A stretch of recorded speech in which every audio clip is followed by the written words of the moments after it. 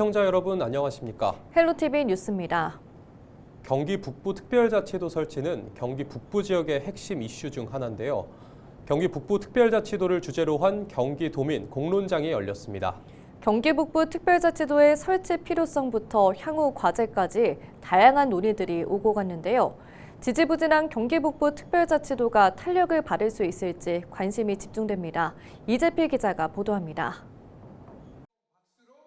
경기도민 약 300명이 한자리에 모였습니다. 경기 북부 특별자치도 설치를 주제로 한 경기도민 공론장 현장. 경기 북부 특별자치도 설치의 필요성과 주요 쟁점을 공유하고 도민들의 의견을 듣기 위해 마련된 자리입니다. 먼저 발제에 나선 전문가들은 경기 북부 특별자치도 설치를 통해 낙후된 경기 북부의 발전을 모색해야 한다고 강조했습니다. 접경 지역으로 발전이 더디어 1인당 지역 내 총생산이 경기 남부의 약 60% 수준인 경기 북부. 하지만 수도권 규제와 군사 규제 등 각종 규제에 묶여 성장 동력을 찾기 힘듭니다. 이에 전문가들은 경기 북부 특별자치도를 설치해 규제 해소 등 특례를 적용하고 첨단 산업단지와 국제평화자유도시 조성 등 지역 특색에 맞는 발전 방안을 구상해야 한다고 강조했습니다. 그동안 우리가 유보해뒀던 이 땅을 2천만 정도의 어떤 노동시장, 그리고 아주 작게 보면은 1,000만 정도의 노동시장이 이 경기 북부를 둘러싸고 있는 그런 상황에서 우리가 이 경기 북부를 이제 국가 성장을 위해서 그 새로운 땅으로 써야 되겠다. 경기 북부 특별자치도는 현재 어느 정도 진행이 됐는지, 특별자치도를 추진한다면 예산 등 시민들의 부담은 없는지, 공론장에 참여한 도민들의 질문도 이어졌습니다. 교통 인프라가 없는 이유는 기본적으로 접경 지역이고 개발하는 게 부정적인 생각을 가지고 있었다. 그리고 어느 순간 수도권이 너무 발전한다고 해서 수도권 재정법진에 너무 BC가 안 나와서 안 된다. 이런 구조로만 말씀을 해주시고 선 인프라 개선에 대해서는 아직 정확한 답변을 듣지 못했습니다. 경기 북부에 있는 고속도로 통행료가 훨씬 남부보다 비싼 건 아시죠? 왜 비싼지 아세요? 국가가 투자를 안 했기 때문에 비싸요. 지방은 그렇지 않거든요. 다 국가, 텅텅 빈 도로도 국가가 다 투자를 해요. 왜? 낙후 지역 개발이기 때문에. 경기 북부는 왜 안 해요? 수도권이기 때문에. 오우석 경기도 행정2 부지사는 경기 북부 특별자치도 설치에 있어 가장 중요한 것은 도민들의 의견이라고 강조했습니다. 그런 정치인들의 의사를 결정하는 토대는 여기 계신 경기도민들께서 만들어주시는 겁니다. 여러분들의 강력한 의지, 필요성에 대한 동의, 이런 것이 있다면 경기북부 특별자치도는 만들어질 것이고, 경기북부 지역사회의 수건인 경기북부 특별자치도 설치. 이번 공론장을 바탕으로 다시 한번 여론의 중심에 설 수 있을지 관심이 집중됩니다. 헬로티비 뉴스 이재필입니다. 경기도 의정부 교육지원청이 학교폭력 전담조사관 역량 강화 연수와 새학기 학교폭력 예방교육 연수를 실시했습니다.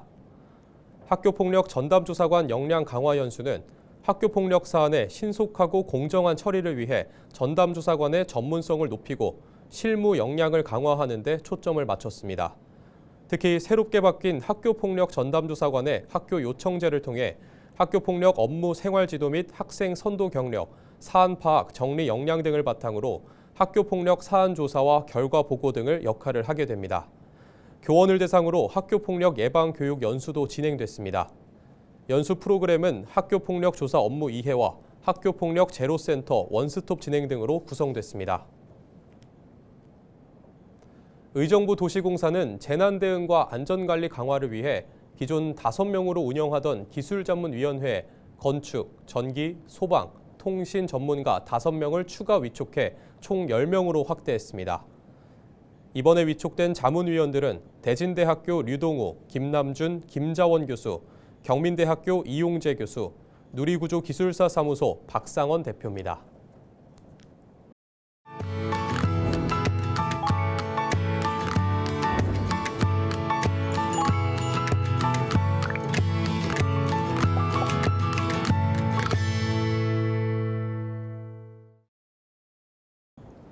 케이블 TV 공동기획 우리 동네 영웅 시간입니다. 경기도 부천에는 주민 한 사람 한 사람의 정성이 모여 따뜻한 기부 문화가 꽃피고 있습니다. 올해로 출범 14년째를 맞는 부천 희망재단이 지역 기부의 마중물이자 소통 창구 역할을 하고 있는데요. 부천의 기부천사로 불리는 정인조 명예이사장의 든든한 버팀목 아래 오랜 시간 지역사회 어려운 이웃들에게 운정을 나누고 있습니다. 경기도 최초의 지역재단으로서 이제는 부천의 자랑이 된 부천 희망재단의 정인조 명예이사장을 이정하 기자가 만났습니다. 기부를 통해 나눔을 실천하는 공익재단인 부천 희망재단. 지난 2011년 3월 문을 연 뒤 시민들의 자발적 기부로 운영되고 있습니다. 그 중심에는 재단 시작부터 함께한 부천 희망재단 명예이사장 정인조 씨가 있습니다. 정 씨는 젊은 시절 터를 잡은 부천에서 나눔에 처음 눈을 떴다고 말합니다.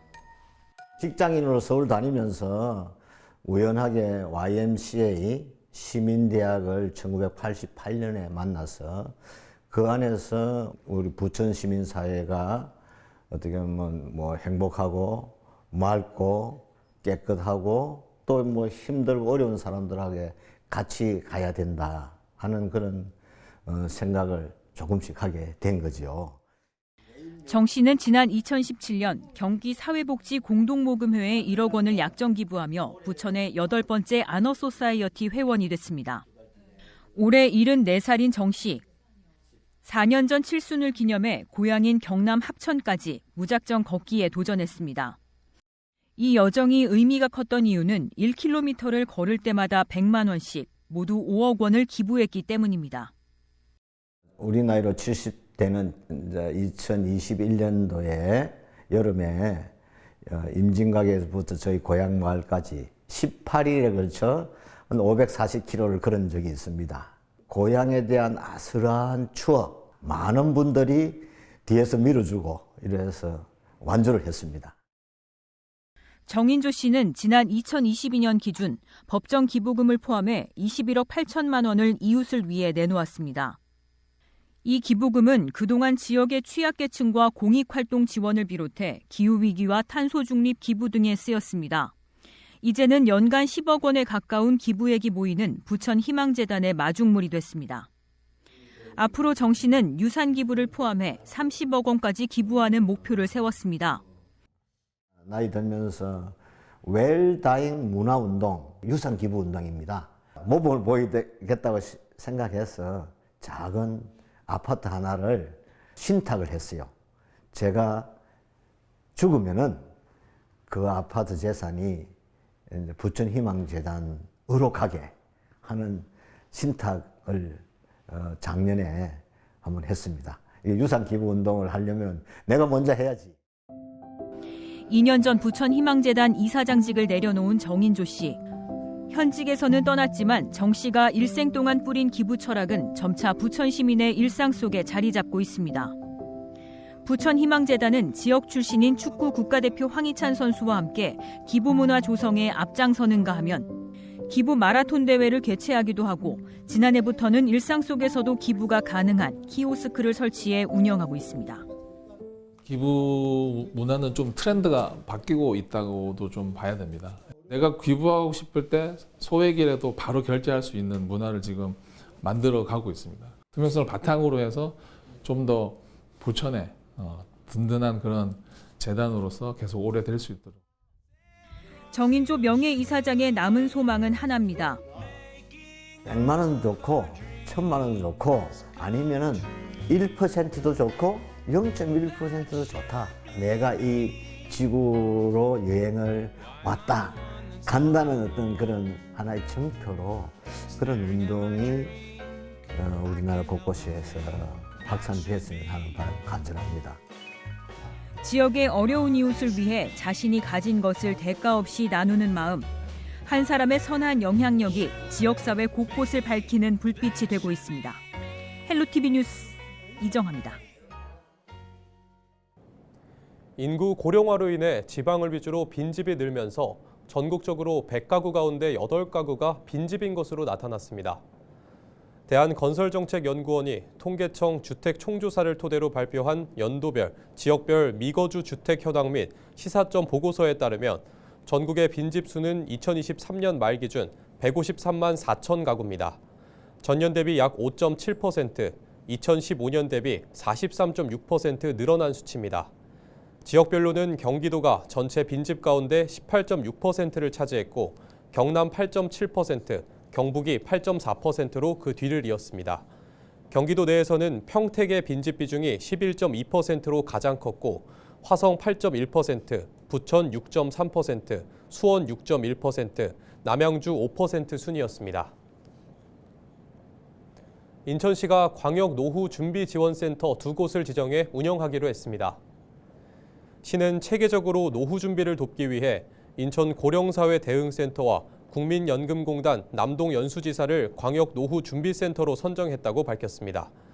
지난 1월 기준으로 인천의 인구는 302만 3,649명이며 이 가운데 65세 이상 노인 인구는 17.8%인 53만 7,124명입니다. 시는 노인 인구가 더욱 늘어날 것으로 보고 100세 시대를 준비하겠다는 계획입니다. 특히 센터 운영을 통해 개인별 노후 준비 상태를 종합적으로 진단하고 재무와 여가, 건강, 대인관계에 따른 맞춤형 상담과 다양한 강의를 진행할 예정입니다. 노후 준비 상담은 평일 오전 9시부터 오후 6시까지 받을 수 있습니다. 각종 프로그램에 관한 자세한 내용은 인천 고령사회 대응센터 누리집에서 확인할 수 있습니다. 서울시가 경기 침체와 소비 위축으로 어려움을 겪고 있는 소상공인과 골목 상권을 지원하기 위해 745억 원 규모의 서울사랑 상품권을 추가 발행합니다. 서울사랑 상품권은 서울페이 앱에서 5% 할인된 가격으로 1인당 월 30만 원까지 구매할 수 있고 보유 한도는 100만 원입니다. 상품권을 서울시 모든 자치구에 소재한 가맹점에서 사용할 수 있으며 상품권 금액의 60% 이상 사용하면 잔액을 환불받을 수 있습니다. 서울시는 지역경제 활성화를 위해 지난 1월 서울사랑 상품권 750억 원을 발행한 바 있습니다. 경기도는 도내에 거주하면서 다른 시도에 있는 학교에 입학한 중고등학교 학생들에게도 교복 등 단체복 구입비 최대 40만 원을 지원한다고 밝혔습니다. 타 지역 학교 학생 등 단체복 지원 사업은 통상적인 무상교복 지원 사업 대상에서 제외된 학생에게도 동일한 혜택을 주기 위해 경기도와 31개 시군이 공동 추진하는 사업입니다. 대상자 가정에서는 교복, 생활복, 체육복 등 학교 규정에 명시된 단체복을 구매할 때 40만 원까지 실비로 지원받을 수 있습니다. 경기도는 주택태양광 지원 사업의 예산을 전년 대비 2배인 106억 원으로 늘렸다고 밝혔습니다. 도는 올해 사업 예산을 전년 51억 원에서 106억 원으로 2배 이상 증액하고 지원 방식도 개선했습니다.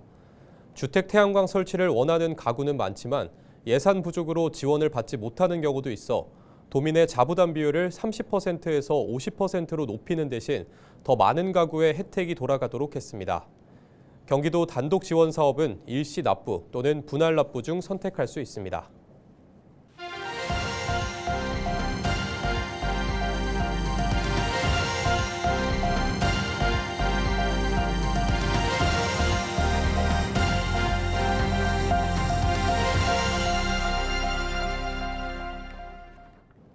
인천시가 지역 내 자원순환센터에 대한 시민 소통의 장을 마련하기 위해 선진 자원순환 프로그램의 견학 프로그램을 운영합니다. 시는 이달부터 오는 11월까지 매월 2차례 하남 유니온파크와 평택 오썸플렉스를 둘러보는 시민 견학 프로그램을 운영한다고 밝혔습니다. 시는 자원순환센터 확충을 위해 시민들의 인식을 개선하고 올바른 정보를 제공하고자 지난해부터 선진 자원순환시설 견학 프로그램을 운영하고 있습니다. 견학 프로그램 참여를 희망하는 시민은 누구나 안내문에 QR코드 또는 전화로 신청할 수 있으며 군구의 추천을 통해서도 참가할 수 있습니다. 자세한 내용은 인천시 누리집에서 확인할 수 있습니다. 이상으로 뉴스를 마칩니다. 시청해주신 여러분 고맙습니다.